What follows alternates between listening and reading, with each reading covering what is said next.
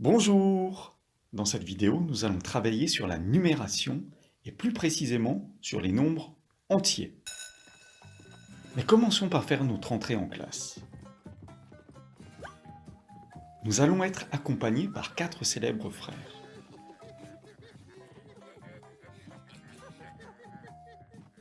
Ah, et aussi un chien.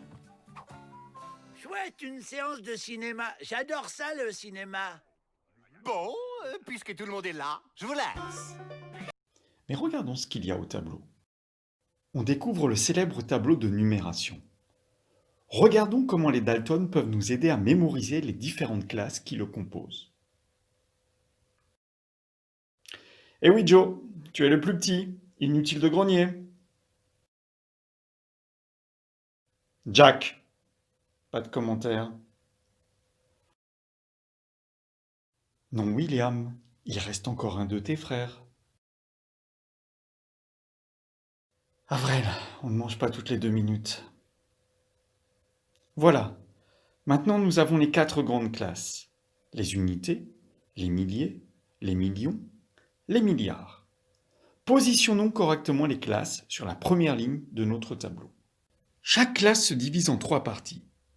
Les unités, les dizaines et les centaines.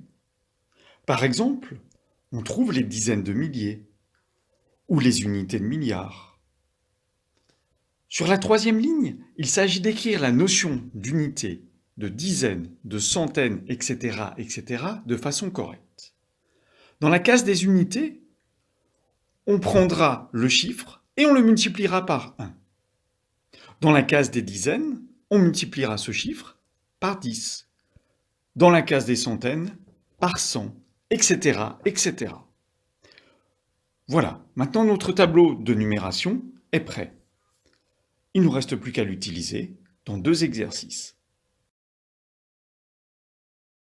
On considère le nombre 6 953 428 071.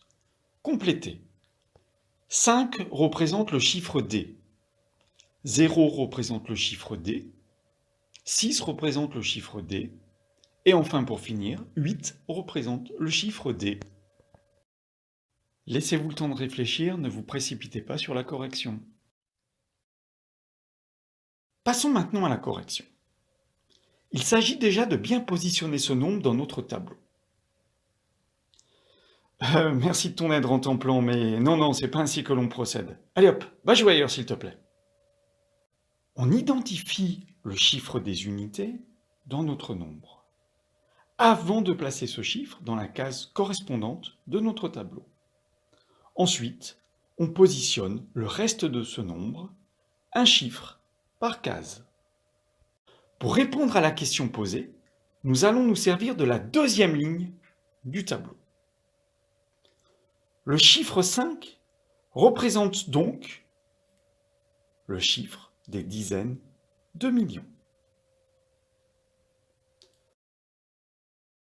De même, le chiffre 0 représente les centaines, ou alors on peut dire les centaines d'unités. Le chiffre 6 représente les unités de milliards. Et pour finir, le 8 représente les unités de milliers. Voilà, c'est pas plus compliqué que ça. Allez, courage, passons au deuxième exercice. Ça n'est quand même pas le bagne, non? Décomposez le nombre suivant.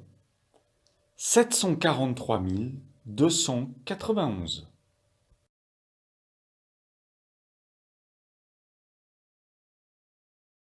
Passons maintenant à la correction. Cette fois-ci, nous allons utiliser la troisième ligne de notre tableau. Comme précédemment, commençons par positionner notre nombre.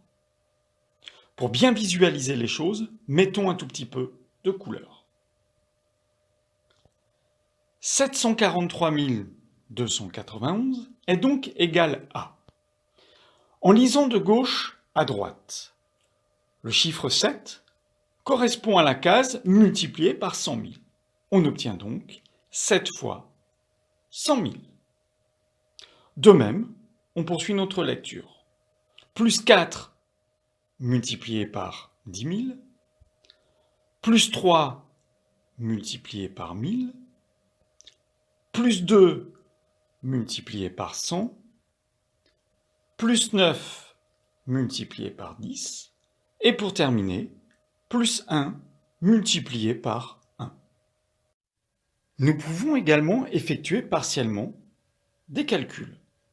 7 fois 100 000 nous donne 700 000, 4 fois 10 000 nous donne 40 000, 3 fois 1000 nous donne 3 000, 2 fois 100 nous donne 200, 9 fois 10 nous donne 90, et enfin, 1 fois 1 nous donne 1.